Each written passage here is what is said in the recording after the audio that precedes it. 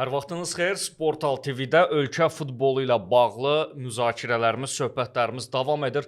Futbolda gündəm vaxtıdır. Sportal TV-nin ölkə futboluna həsr olunan layihəsi bu gün də, bu saatlarda da məhz futbolumuzla bağlı, klub və milli məsələlərlə bağlı bir sıra müzakirə olunmalı vacib məsələlər var. Onlardan biri elə bizim proqramımız çəkildiyi müddətdə baş verən, verəcəyi gözlədiyimiz hadisələrdən biridir. Söhbət Neftçi İmişli oyunundan gedir. Ağqaralar çempionatın tur maçında məğlub oldular və bu məğlubiyyət Samir Abbasovun karyerası ilə bağlı məsələni yenidən gündəmə gətirdi. Oyundan qabaq da müəyyən çağırışlar var idi. Neftçidə son vaxtlar yaşananlar və bu məğlubiyyətdən sonra baş məşqçinin klubdakı taleyi sualatdadır. Elə buradan başlayacağıq. Daimi ekspertimiz Sportal AS saytının təsisçisi Emin Abbasov yanımızdadır. Emin, xoş gördük. Xoş gördük Azər. Artıq müxtəlif səhifələrdə müxtəlif həmkarlarımız Samir Abbasovun Neftçinin paltar dəyişmə otağına girib futbolçularla vidalaşdığını yazırlar. İstefa verdiyini deyirlər. Ola bilər biz veriliş yayımlanan vaxt rəsmi açıqlama olsun hər ehtimal. Bəlkə də yayımlanan vaxtı olmaz. Biz artıq verilişi çəkib YouTube-da yerləşdirəndən sonra və ya ola bilər sabah səhər rəsmi belə bir məlumat olsun.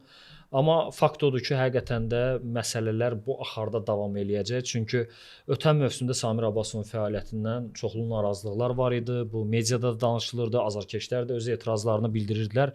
Çünki Neftçi ötən mövsümü də Avrokuboklardan kənarda qaldı. Ondan əvvəlki mövsümdə də Avrokuboklara yollana bilməmişdilər və bütün ümidlər, bütün gözləntilər məhz bu mövsümdən idi. Rəhbərlik də mən elə fikirləşirəm ki, ötən mövsümdəkindən də böyük büdcə ayıraraq, daha böyük imkanlar yaradaraq Samir Abbasov üçün hər cür şərait yaratmışdılar ki, bir öz işini göstərsin və bildiyim qədərilə klubun meneceri mi deyək, ya bilməm rəsmi vəzifəsi Kamil Məmmədovun necə gedir? Deyəsən Müşahidə Şurasının rəhbərinin müşaviridir. Yəni Kamil Məmmədovun dəstəyi ilə Kamil Məmmədov və Samir Abbasovun işbirliyi nəticəsində ali rəhbərliyə yaxşı komanda quracaqlarını demişdilər və təbii ki, onların qabağına böyük şərtlər qoyulmuşdu. Çempionluq mübarizəsinin içində olmağı gözləyirdilər. Minimum Avrokuboklarda mübarizə hədəfi qoyulmuşdu, tapşırıq qoyulmuşdu ondan qabağına, amma gedişat təəssüf ki, onu göstərmir. Və indi Neftçi mövsümün əvvəllərində elə maçlarla yadda qalmışdı ki, görürdün oyunu yaxşı alınırdı, amma hücumdakı axsaqlıq nəticəsində qolları qaçırdırdılar. Bəzən girdiyi epizodlardan yararlana bilmirdilər və bütün gözləntilər də oydu ki, yaxşı bir futbolçu, yaxşı bir hücumçu transfer olunandan sonra bütün bu çatışmazlıqlar aradan qalxmalıdır. Və bu məqsədlə Vincent Abubakar kimi yaxşı bir futbolçu transfer olundu. Belə baxanda Abubakar gəldiyindən bəri bir Qarabağ oyunu istisna olmaqla digər maçların hamısında fərqlənə bilib. Amma görünür ki, məsələ tək Abubakarla çərçivələnmir. Çünki bu maçda İmişliyə məğlub olduqları oyunda 2 dəfə hesabda önə çıxdılar. Amma buna baxmayaraq qapılarında 3 gol gördülər. O 3 goldan ikisi də standart vəziyyətdən sonra yaşandı. İmişli təbii ki, yalnız xoş sözlərə layiqdir və mövsüm boyu baxırıq, hal-hazırda artıq xal ehtiyatları da çoxalıb, inadkar oynayırlar, mübarizə aparırlar, maksimum nə götürə bilirlərsə rəqiblərdən alırlar. Məsələn, ötən tur düzdür Şamaxıya məğlub oldular, amma ümumən götürəndə bu yerlərə qədər İmişli çox yaxşı gəlib. Amma daha aktual məsələ, daha aktual mövzu Neftçi olduğuna görə, ona görə istəyirəm mən Neftçinin üzərindən davam eləyək. Dediyim kimi, İmişli ilə oyunda da Abubakar qolunu vurdu, elə ona qarşı bir qayda pozuntusu olmuşdu. Qola çevirib komandasını hesabda irəli çıxartdı, amma çox tez bir bərabərlik qayıtdı oyuna. Standart vəziyyətdən sonra İmişli qol vurdu. Bax, bu özü yaxşı tendensiya deyil də. Yəni, hesabda irəli çıxmısansa, ən azından oyunun nəzarətini özündə saxlamalısan, rəqibə əl-qol açmağa imkan verməli deyilsən, amma nədənsə Neftçi çox tez bir zamanda qapısında qol gördü. İkinci hissədə də oxşar bir ssenari yaşandı. Yenə qol vurdular, yenə standart vəziyyətdən sonra qol buraxdılar və nəticədə əks hücumların birində 3-cü qolu görüb məğlub duruma düşdülər. Burada artıq bilsən elə bir yerlərə hadisələr varıb ki, Samir Abbasovun mənə elə gəlir ki, bir bəraəti qalmadı. Mənə elə gəlir ki, bir deyəs sözü qalmadı. Çünki rəhbərliyi ona güvənərək heyəti də gücləndirdi. Bax, Meçi İfeyani kimi futbolçu gəldi. Vincent Abubakar gəldi. Komandanı bu mövsüm özü yığıb. Yəni ötən mövsüm deyirdi ki, mən yığdığım komanda deyil. Elə başa düşürdü onun sözündən ki, özləri komandanı yığsalar, daha yaxşı yerlərə gətirə bilərlər Neftçini. Amma bu mövsüm Kamil Məmmədov da dəfələrlə açıqlamalarında və ya dost söhbətlərində, məclislərində deyib ki, bəli, bizə şans verin, Samir Abbasovla birlikdə komanda yığaq, transfer siyasətini həyata keçirək və məhsul bizi. Və belə görünür ki, o futbolçuların bəziləri ya özünü doğrultmayıb və ya yarımçı olanlar var. Bax, İmad Faraj gələrkən açığı hamı onun Zubir səviyyəsində bir oyunçu olduğunu deyirdilər. Yaxşı karyerası var. Yaxşı da oyunçu keyfiyyətləri var. Amma sərgilədiyi futbol yarımçıqdır. Bu gün də mən imişliklə ona diqqət yetirdim. Bəzən topu götürür, bəzən yaxşı sürət yığır. Amma 3-4 dəfə rəqiblərlə birəbir mübarizələrə girəndə birini keçir ya keçmir. Qalanlarına top itkisinə yol verir. Ya sonluğunu düzgün gətirə bilmir. Vargas yaxşı formaya gətirib, amma o da baxırsan ki, çox yaxşı driblinqlər edir, çox yaxşı bir oyun sərgiləyir, amma komanda olaraq yenə deyirəm, Neftçinin oyununda boşluqlar çoxdur. Və əgər biz mövsümün əvvəlində deyirdik ki, Neftçi hücuma çıxır, qol vura bilmir, amma eyni zamanda bir müdafiədə stabillik var idi. İndi sanki qol vurmağa başlayıblar, amma müdafiədə o stabillik yoxdur. Amma bütün bunlar təfərrüatlardır. Bütün bunlar bəlkə də təhlil olunan, analiz olunan məsələlərdir. Azarkeşlər üçün bunlar maraqlı deyil. Və müxtəlif məlumatlar həm də yayılırdı ki, bu maçdan əvvəl də Neftçi rəhbərliyi klubun idarəçilərindən biri, icraçı direktor Cenk Sümer və bir neçə adam Türkiyəyə yollanıblar. Türkiyədə artıq yeni məşqçi ilə danışıqlar aparırlar. Bəlkə də potensial namizədlərlə görüşüblər.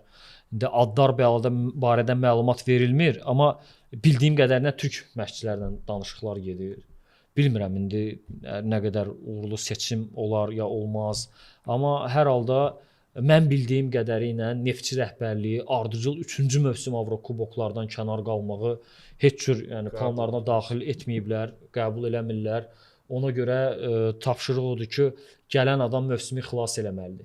Belə baxanda Neftçinin bu heyəti bəlkə də o tapşırığı yerinə yetirmək üçün kifayət qədərdir. Çünki kubok yolu hələ qalmaqdadır. Çünki hələ də qarşıda demək olar 2 dövrə var və rəqiblər də o qədər aralanmayıblar.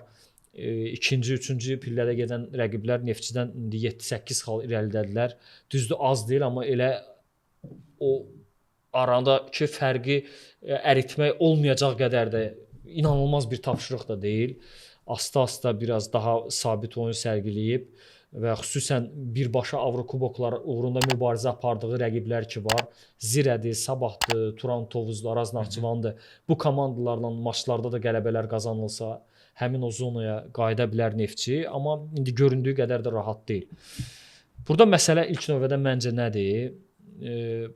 Neftçidə bir heyət yığılıb, skaut işi görülüb. Dediyim kimi, Azərbaycan Premyer Liqası ilə götürsə pis heyət deyil. Bu heyətlə nəticələr qazanmaq olar, amma heyətə uyğun məşqçi seçimi olmalıdır. Yəni məşqçi seçərkən də tək onun hansı bacarığı və keyfiyyətlərdə olması deyil də, həm də bax bu futbolçuların potensialına baxıb, məsələn, Vargas nə futbol oynaya bilir, Faraj nə futbol oynaya bilir, Meçi Fanidir və başqalarıdır. Bunlar əgər topla daha rəftar yaxşı eləyib futbol sərgiləyə bilirlərsə, başqa cür desə yaradıcı futbol, bura atletik futbol nümayiş elətdirən, ona meyl eləyən məşqçi gətirməyə ehtiyac yoxdur. Bu futbolla nəsə yaratmaq olar, yaradıcı futbolla nəsə nəticələr əldə etmək mümkündür. Bax, bütün bunlar analiz edilib bir yeni məşqçi gətirəcəklər yəqin ki, amma bu komanda elə bir yerlərə gəlib ki, artıq nə geriyə yol yoxdur, nə artıq məğlubiyyətlərə bir yer yoxdur, nə o futbol dilində desək qəza məğlubiyyətlərini artıq heç cür həzm eləməyəcəklər. Yəni çox qarışıq durumdur. Neftçinin durumu həqiqətən ona görə ağırdır ki, illərdir baxırsan bu qədər maliyyə yatırılır kluba, bu qədər şərait yaradıblar, möhtəşəm bazaları var. Futbolçuların futbol oynaması üçün hər cür imkanlar yaradılıb, amma nəticə yoxdur ki, yoxdur. Və burada bir məsələm də önə çıxır. Bax, bunu bəlkə də biraz hətta bax TikTokda yazanlar var ki, dəqiq Samir Abbasov gedib, təşəkkür edirəm indi kimsə məlumatlıdırsa, bəli, biz də indi qeyd elədik burada ki, artıq həm həmkarlarımız, həm bəzi saytlar bu barədə yazırlar. bax fərq həm də nədədir? Bəzən elə futbol adamları var, bəzən elə klub rəhbərləri var. Elə bilirlər ki, elə böyük pullar oldu, çox rahat şəkildə o pulları, o vəsaiti yatızdıracaqsan komandaya, nəticələr gələcək, amma biz müxtəlif nümunələrdən görürük ki, bu elə də asan bir məsələ deyil. Çünki ola bilər ki, sənin əlində elə böyük imkanlar yoxdur, amma kiçik futbolçularla bir yaxşı döyüşkən komanda yaradırsan, məqsədin də Avrokuboklar deyil, məqsədin yuxarı pillələr deyil. O kiçik məqsədlərə kiçik pullarla çata bilirsən. Böyük pullarla böyük məqsədlər bu idarəçilərdən də başqa keyfiyyətlər tələb eləyir. Bu məşqçidən də başqa keyfiyyətlər tələb eləyir. Bir var kiçik futbolçularla işləmək, bir var biraz böyük futbolçularla, bir var kiçik tapşırıqları yerinə yetirmək, bir var böyük tapşırıqlar. Burada psixologiyadan tutmuş peşəkarlıq, işin düzgün qurulması və sair çox vacib məsələlərdir. Hamı elə bilir ki, Qarabağ qədər məsələn 30-35-40 milyon manat büdcə ayırsalar kluba yaxşı nəticələr olacaq. Yox, elə deyil. Qarabağ bu yolu Qurban Qurbanovla əgər götürsək bir 18 ilə yaxındır gəlir və asta-asta, addım-addım, mərtəbə-mərtəbə, pillə-pillə bu yerlərə gəlib çatıblar. Amma əsas odur ki, elə ilk ilindən hərdən deyirlər belə Qurban Qurbanov ilk ilində kuboku qazanmışdı. Qurban Qurbanov ilk ilində artıq komandanı o vaxtki Avropa liqasında play-offa çıxartmışdı. Yəni daha doğrusu UEFA kuboku adlanırdı o zaman. Yəni ilk ilindən müəyyən şərtlər var idi və mən hətta Qarabağın Qurban Qurbanovlu ilk illərində Əfran İsmayılovlu, Rauf Əliyevli, Elvin Məmmədovlu, Rəşad Sadiqovlu Qarabağın o oyun stilini xatırlayıram. Kifayət qədər gözə gəlimli, kifayət qədər baxımlı. Amma oradan yola çıxaraq get-gedə artırdılar və indi gəlib belə bir Avropa səviyyəsində yaxşı bir komandaya, kluba çevriliblər. Yəni işartı da görünməlidir. Söhbət vaxt verməkdə deyil. Ver 10 il, amma bu 10 ildə bir irəliləyiş yoxdursa, bunu gözləmək özü də məntiqsizlikdir. Yəni Neftçi yenə deyirəm, ötən mövsüm də oyunu ilə göz oxşamırdı. Hər halda Samir Abbasovun bir fikri ilə razılaşmalıydıq ki, bəli, o adama da vaxt lazımdır, bəli, o da öz istədiyi futbolçuları gətirməlidir ki, komanda güclənsin, o istədiyi futbolu göstərə bilsin meydanda, amma gördük ki, bəli, o dediklərini elədilər. Kart blanşda verdilər, bütün transfer siyasətində Kamil Məmmədovla Samir Abbasova həvalə elədilər, amma nəticə yoxdur. Yəni komanda əgər ikinci dövrə başlayıbsa, İmişli ilə eyni qədər xal toplayıbsa, əsas rəqiblərindən turdan tura geriyə düşürsə, çox xal fərqi yaranırsa, bu ciddi problemdir. Arada 2 qələbə oldu.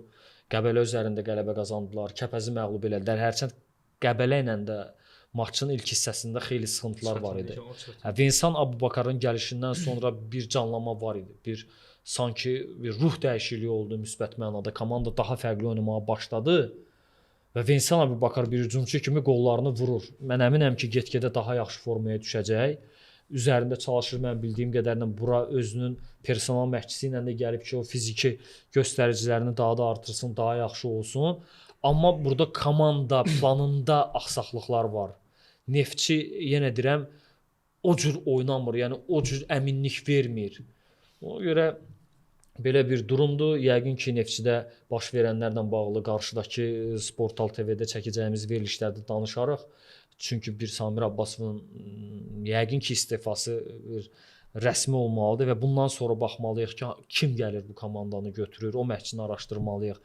Dediyim kimi, sadəcə burada müəyyən kriteriyalar odur ki, Neftçiyə yeni baş məşqçi gətirilərkən, dəvət olunarkən bir komandanın imkanlarına baxmaq lazımdır. Burada futbolçular hansı futbolu daha yaxşı oynamağı bacarırlar və gələn məşqçidə o futbolçulara uyğun bir oyun baxışı olan mütəxəssis olmalıdır.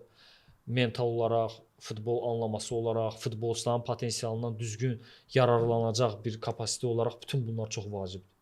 İndi gözləyə görək nətər olur da.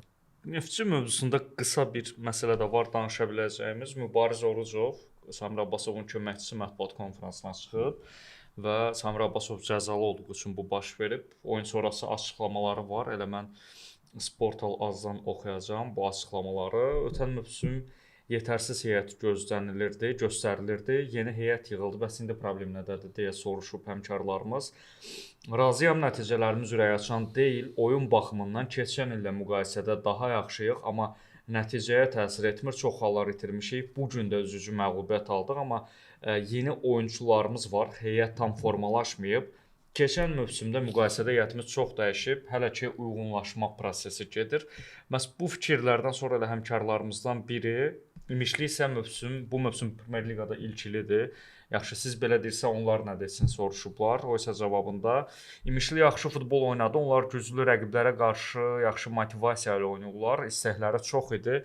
Ona görə qalib gəldilər, belə bir cavab verib. Sonra qolla bağlı fikirləri var. Kuboka köklənəcəksinizmi bu məsələni soruşublar və buna da özünə məxsus, yəni belə formal cavablar var. Hədəf nədir soruşulub? Neftçinin hədəfi həmişə çempionluqdur. Ən azından Avrokubok hədəfimiz var. İnanırıq ki, vəsiqə qazanacağıq. Daha nikbin danışıb burada Mübariz Orucov. Baxın, bu kubokla bağlı sualda da elə bir xüsusi cavab yoxdur. Mübariz Orucov əslində nə danışmalıdırsa danışıb, çünki o baş məşqçi deyil və hansısa bir qərar verməyi, hansısa bir yəqin ki, o şablondan çıxmağı doğru olmazdı. Adətən köməkçi məşqçilər bir ümumi belə deyək, konjunktura uyğun fikirlər bildirirlər mətbuat konfranslarında. Amma artıq elə bir nöqtəyə varmışıq ki, heç bir səbəb, heç bir bəhanə, heç bir reallıq, heç bir fikirlər bu keçərli deyil. Yəni ola bilər reallıq olaraq sən deyirsən ki, biz yaxşı oynayırıq, epizodlara giririk, əldən qaçırıq, amma faktlara söykənmək lazımdır. Fakt odur ki, Neftçi yenə də bir debutant komandaya məğlub olub. Bu mövsüm çoxlu xal itkiləri olub. Heç birinci dövrdə də İmişlini məğlub edə bilməmişlər. Hərçənd o oyunda bundakından daha yaxşı oynamışlar. Demək olar İmişliyə şans vermirdilər, özləri bir neçə qol epizodu qaçırtmışdılar, orada qələbəyə daha yaxın idilər. Amma bunlar artıq təfərrüatlardır. Böyük ehtimalla artıq bəli, indi burada da sual verirlər mənə TikTokda. Belə məlumatlar var ki, Samir Abbasov, bir də təkrar edim ki, TikTok izləyicilərimiz də bilsinlər. Samir Abbasov paltar dəyişmə otağına gəlib artıq istefa verdiyini deyib futbolçuya və sağollaşıb. Yəqin ki, yaxın saatlarda, bəlkə sabah səhər bununla bağlı rəsmi məlumat olacaq Neftçi klubu tərəfindən. Yerli məşqçi idi Samir Abbasov və uzun illərdir bizdə ona şans verilməsini mətbuatın, ictimaiyyətin də istəyi var idi və Samir Abbasov mövzusunu yəqin ki, biz futbolda gündəm Sportal TV-də yenə müzakirə eləyəcəyik nə vaxtsa və buradan yola çıxaraq mən başqa bir ad Qurban Qurbanovdan danışmaq istəyirəm. Yerli məşqçi və tamamilə fərqli situasiyada onunla bağlı. Adı hallandı bu son günlərdə Benfica və Dinamo ilə səhv eləmirəmsə, Spartak Moskva ilə. Hərçənd bəzən onun adı belə klublarla hallanan zaman insan düşünür ki, məsələn Spartak Moskva səviyyəsində klublarla doğrudur. Orada bizim mütəxəssisimizin çalışması, Spartak Moskvanın adının böyüklüyü, Rusiya futbolu falan. Amma hazırki situasiyada Qarabağ elə bir yerə gəlib ki, Qurban Qurbanovla bağlı hansısa klubun adı hallananda da insanda bir başqa suallar yaranır ki, bu nə dərəcədə doğru olar? İndi Benfica-nı demirəm. Bu məsələyə baxışın necədir? Ümumiyyətlə bu cür xəbərlərə indi klub cəbhəsindən başqa reaksiyalar gəlir. Yəni təklif konkret yoxdur və yaxud da varsa indi bunu açıqlayacaq deyirlər. Benfica və Spartakla Qurban Qurbanovun adının hallanması. Bu mövzu bizə nə deyir? Spartak Moskva ilə Qurban Qurbanovun adı artıq 3-cü dəfədir ki, hallanır. Bir neçə il əvvəl belə bir məlumatlar var idi. Düzü indi demək çətindir ki, həqiqətən olub ya olmayıb. İkinci dəfə bu versiya kimi olub. Bir Rusiyalı jurnalist özünün fikirlərini çatdırarkən Spartaka ən uğurlu məşqçi kimi Qurban Qurbanovu göstərib və indi növbəti dəfə belə bir məsələ gündəmə gəlir. Bu barədə dəqiq bir şey deyə bilmərəm. Çünki ümumiyyətlə həm Rusiya futbolu elə bir vəziyyətdədir ki, indi bilirik, orada sanksiyalar var, onlar beynəlxalq yarışlarda oynamırlar. Digər tərəfdən Spartak Moskva özü o qədər qəliz klubdur ki, illər boyu bu qədər maliyyə vəsaitinə rəğmən düzəlmir. Çox tez-tez məşqçi dəyişirlər. Hətta çox adlı sanlı mütəxəssislər də çalışıblar Spartak Moskvada, amma heç cür onlar da nəticə qazana bilməyiblər. Ona görə məncə heç vaxt Qurban Qurbanov hətta real olsa belə Spartak Moskva kimi klubda gedib çalışmaz. O ki qaldı Benficaya, demək çətindir. Çünki birbaşa rəqib olub, yəqin ki, Benficada onun işini izləyənlər, araşdıranlar, idarəçilər tərəfindən də incələyənlər var Qurban Qurbanovun həm personasını, həm işini. Amma mən istəyirəm bu məsələyə bir ümumi fikir bildirim.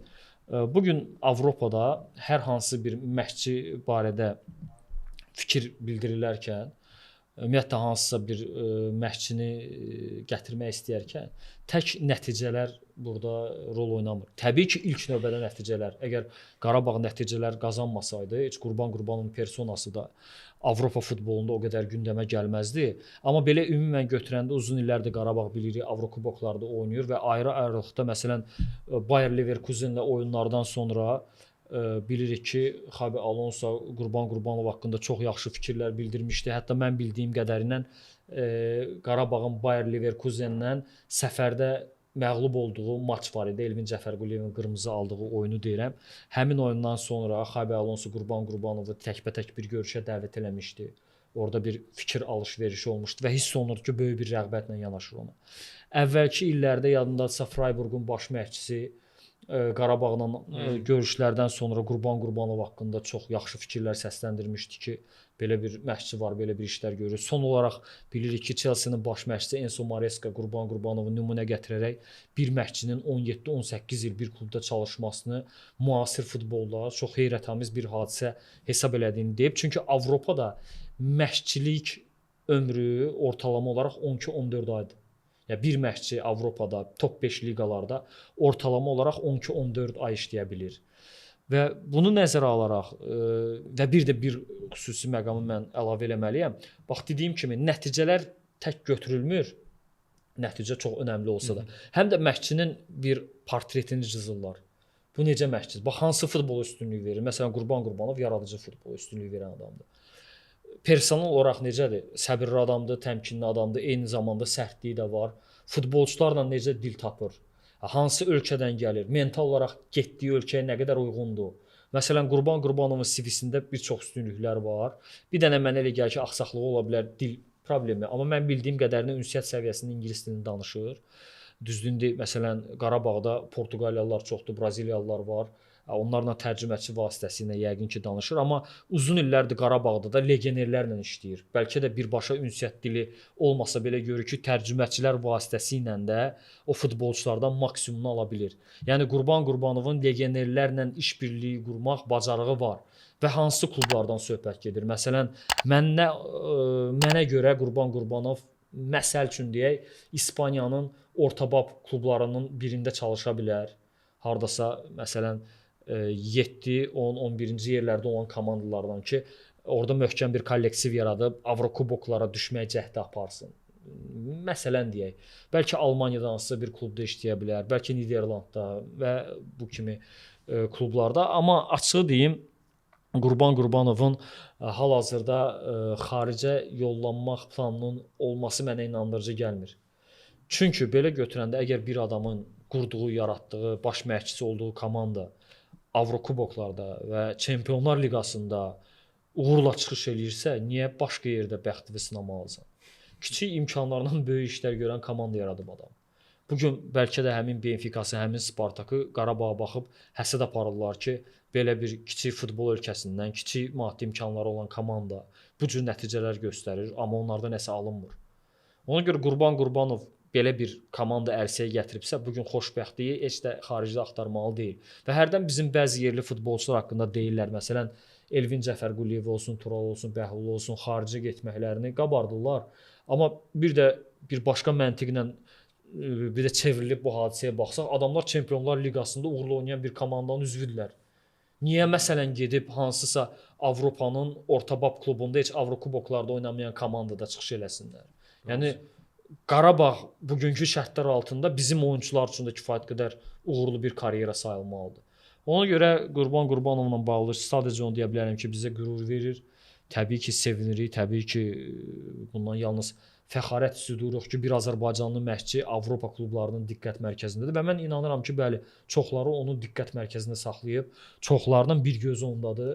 Həm gördüyü işlər, həm qazandığı nəticələr, həm də ki, bir person olaraq onun o məşqçi duruşu, gördüyü işlər hamısı qabardılır, incələnir. Yəni Avropada da bu aparıcı xüsusən klublarda, top 5 liqalarda futbolu bilən adamlar əyləşirlər klub rəhbərliklərində. Yəni onlar çox gözəl başa düşürlər ki, hansısa məşqçi hara uyğun deyə deyil. Bütün bunları təhlil edəndən sonra belə bir təklif eləyirlər ya eləmirlər. Zaman göstərər, amma dediyim kimi hələ ki Qurban Qurbanov Qarabağa və Azərbaycan futboluna lazımdır. Elə eyni mövzuda başqa bir məsələ, Qarabağın məlum uğurlarından sonra bu cür mətbuatda xəbərlər çoxalır. Bax Qurban Qurbanov haqqında hazırki situasiyası əladır, hər şey yaxşıdır deyirik. Futbolçularla bağlı əslində mənim bir izahın oldu. Amma bu məsələn Elvin və Tural, digər Bəhlul bu kimi futbolçularla müqayisədə sanki Nərimanda situasiya başqadır və bu həftə də onunla bağlı çox ciddi xəbərlər yayıldı. Hətta reallığa bənzirdi xəbərlər ki, Nəriman gedəcək, istəyir, qəti qərarı bildiyimizə görə müxtəlif yerlərdən təkliflər var. Səncə bu nə dərəcədə realdır və yaxud da nə qədər faydalı ola bilər? Birincisi, gəl ora qayıdaq ki, niyə bu mövsüm Nərimanın üzərinə belə çox gedilir? Niyə Nərimanın personasına olan diqqət artıb və niyə bu qədər tənqidlərlə üzləşir? Ötən mövsüm, məsələn, Juninho olanda Nərimanın üzərində bu qədər baskı yox idi. Çünki təcrübəli bir hücumçu var idi, bütün ümidlər ona idi, o da ümidləri doğruldurdu. Nəriman bəzi oyunlarda hətta sağ vinger olaraq meydana daxil olurdu, bəzən hücumçu kimi oyunlara girirdi və qollarını vuranda vururdu, vurmayanda vurmurdu, amma bu qədər diqqət mərkəzində olmurdu. Problemlər Nəriman üçün başladı o zaman ki, o əsas hücumçuya çevrildi. Çünki bir var o kiminsə əvəzcisi idi, bir var o kiminsə ehtiyatında əyləşən forvard idi, bir də var ki, artıq bütün ümidlər onadır. Vuran ayaq olmadı. Təəssüf ki, vuran ayağa çevrilə bilmədi. Təəssüf ki, o qolçuluq bacarığını heç cür davamlı olaraq nümayiş elətdirə bilmədi və bunun qarşılığında da təbii olaraq böyük bir təzyiqlə üzləşdi. İndi Nərimanın durumu həqiqətən də biraz çətindir.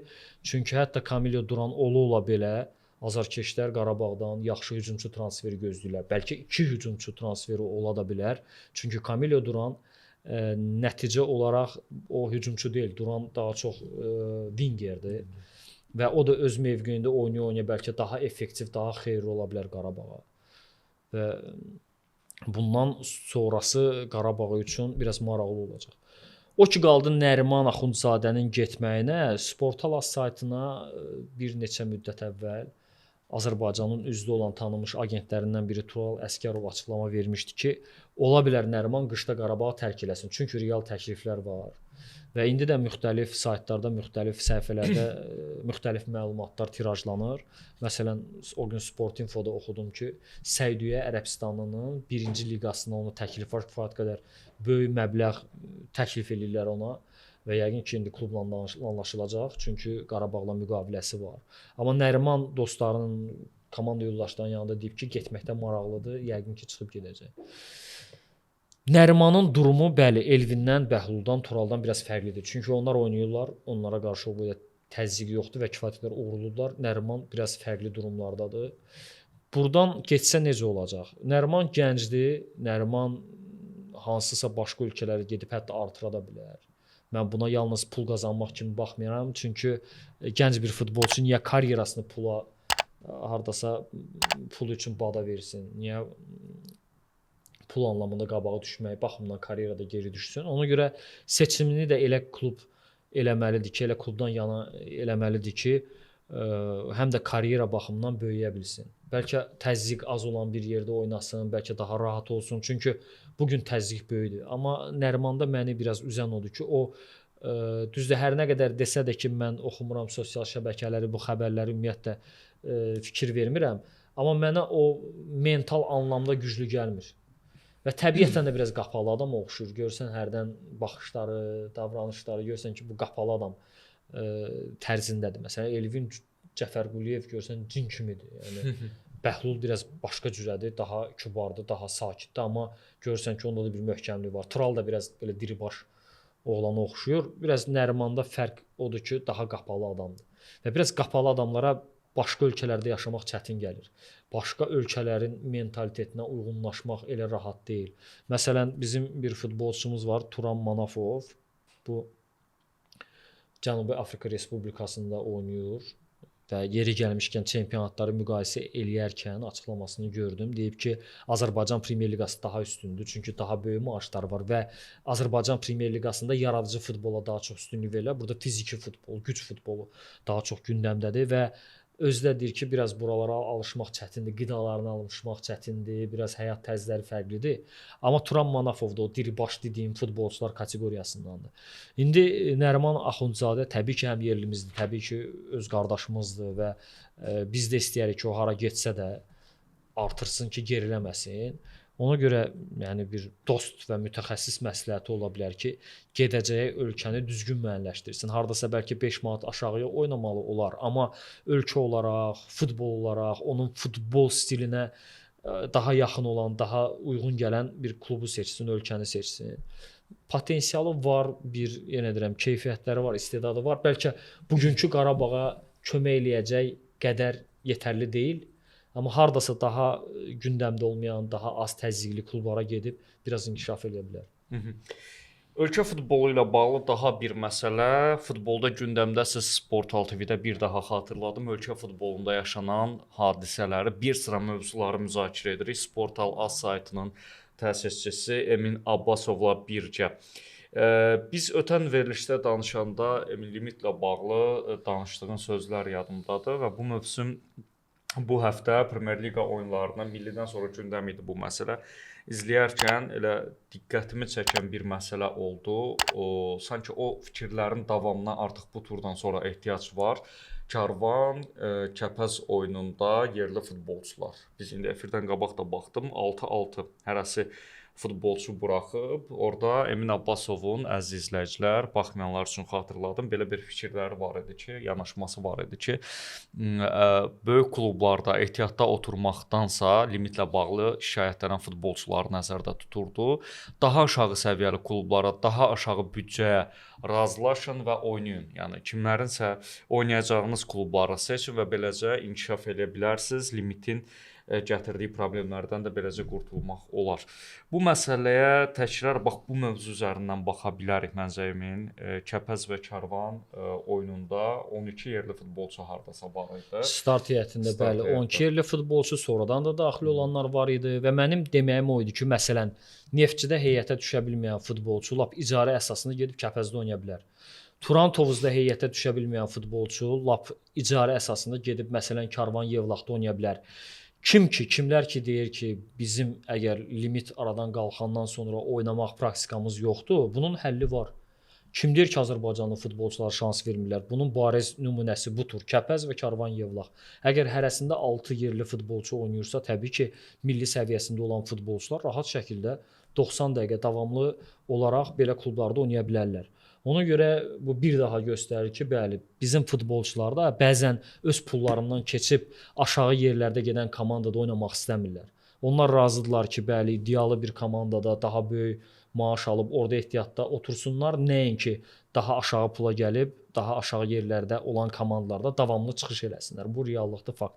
Amma mənim bir bu mövzuda əlavəm var. Bax, o gün də Kəpəzlə Karvan Yevlaxın oyununda mən bir də Fərid Nəbiyevin oyununa diqqət yetirdim. Kəpəzdə 26 yaşlı Azərbaycanlı futbolçu. Biz bilirik ki, Fərid Nəbiyev bir neçə il Çexiyada oynayıb. Qəbələ Akademiyasının yetirməsidir, istedadlı futbolçu, talantlı, amma istedadını sanki lazımi qədər gəlişdirə bilmir. Biraz son illər tez-tez klublar dəyişdi, biraz geriləməsi oldu formasında, amma o günkü oyunda da baxırdım ki, məsələn Kəpəz Karvan Yevlax maçında meydanda olan futbolçular arasında mənə görə ən yaxşısı elə Fərid Nəbiyev idi.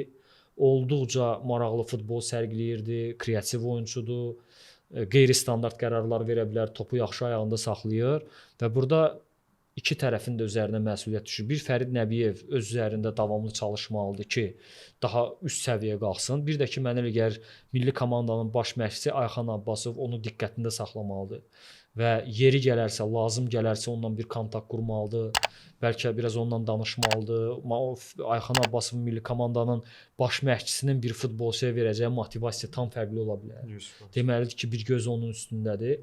Fərid Nəbiyev bir qədər artırsa, milli komandada çıxış eləyəcək səviyyədədir. Yəni mən əminəm ki, Fərid Nəbiyev bu gün öz potensialına, istedadına görə nə Ceyhun Nuriyevdən, nə Anatoliy Nuriyevdən, nə də onun mövqeyində oynayan digər futbolçulardan zəif deyil. O qədər də yaşlı deyil. 26 yaşı var, elə ən oynayan vaxtlarıdır. Fərdi ustalığı da kifayət qədər yüksəkdir. Sadəcə o fiziki göstəricilərini qaydasında həmişə saxlamalıdır və davamlı o bu səviyyədə oynamalıdır. Fərid Nəbiyev mənə elə gəlir ki, bir qədər artırsa milli komandaya kömək eləyəcək futbolçudur və hərdən biz deyirik ki, məsələn, yerli futbolçu qıtlığı var. Bu bir tərəfdən bəli həqiqətdir, amma digər tərəfdən və Fərid Nəbiyev deyirəm. Şamaxının özündə Oruc Məmmədov bu Ayxan Abbasovun tapıncısıdır. Keçən il Səbaildə edir, saxlamaq istəmirdilər, amma onu Ayxan Abbasov gətirib Şamaxıya. Bu gün də baxdıq, yaxşı oynadı. Ümumiyyətlə son turlar görürük. Ona maraqlı futbolçudur. Yəni belə futbolçular da asta-asta inkişaf eləməlidirlər ki, bir neçə ilə milli komandada biz döyüşkən bir kollektiv görək. Ən azı mübariz bir heyət görək ki, döyüşsünlər, savaşsınlar, öz xallarını qazana bilsinlər. Bu onunla bağlı elə həm də bizim mövzularımızdan da biri o Karvan qayıtdı nəhayət öz stadionuna Yevlağa. Böyük bir hadisə idi ölkə futbolu və o şəhər adına. Çünki 15-17 il sonra idi səhv eləmirəmsə Yevlağa qayıtdı Premyer Liqa böyük futbol və orada biz daha bir mövzunu gördük. Ölkə futbolundan çox danışılan məsələlərdən biri ot örtüyü məsələsi və süni örtükdə oynadı Karvan. Biz İmişlinin də paralel aparsaq Qubada təbii ot örtüyündə oynadığını gördük. Yəni istər-istəməz klublar qayıtdıqca, məsələn Turan Tovuz da öz stadionuna qayıdanda ot örtüyünün keyfiyyətsiz olması, hazır olmaması müzakirə olunurdu. Qayıtdıqca bax bu məsələnin də nə qədər problemli, neqativ, pozitiv olduğuna baxırıq. Qubada olan həmin o təbii ot yoxsa Yevlaxda olan süni ot deyəcəm. Ümumən götürsək, təbii ot daha uyğun variantdır. Çünki bilirik ki, zədələr də azdır, ümumiyyətlə oyunun keyfiyyəti də fərqlidir. Yəni hardan baxsan təbii ot deməliyik. Amma reallıqlardan çıxış eləsək, bəli, bu gün hamı dad eləyir ki, Qubanın Olimpiya kompleksində oynamaq olmur. Palçıqlıqdır, bataqlıqdır, futbolçular sürüşürlər, top getmir, oyun keyfiyyəti çox aşağı düşür. Məsələn, 1-ci liqa komandaları dad eləyirlər ki, o Buzovna stadionunda oynamaq olmur. Baku Sporting ev oyunlarına keçirir və orada futbol oynamaq mümkün deyil. Və bir anlıq indi gəl təsəvvür eləyək ki, çox keyfiyyətsiz, çox belə ot keyfiyyəti aşağı olan, palçıqlıq bir meydançada oynamaqdansa, bu gün yaxşı keyfiyyətli süni qazonda oynamaq daha məqbul variant. Ən azından bilirsən ki, o meydança düzdür, ən azından bilirsən ki, daha rahat oyun gedəcək və yenə deyirəm, keyfiyyətsiz, pis vəziyyətdə olan otdansa süni qazon. Və bir şey başa düşmək lazımdır ki, keyfiyyətli otun saxlanması hardasa aylıq 10.000 manat xərc tələb eləyir.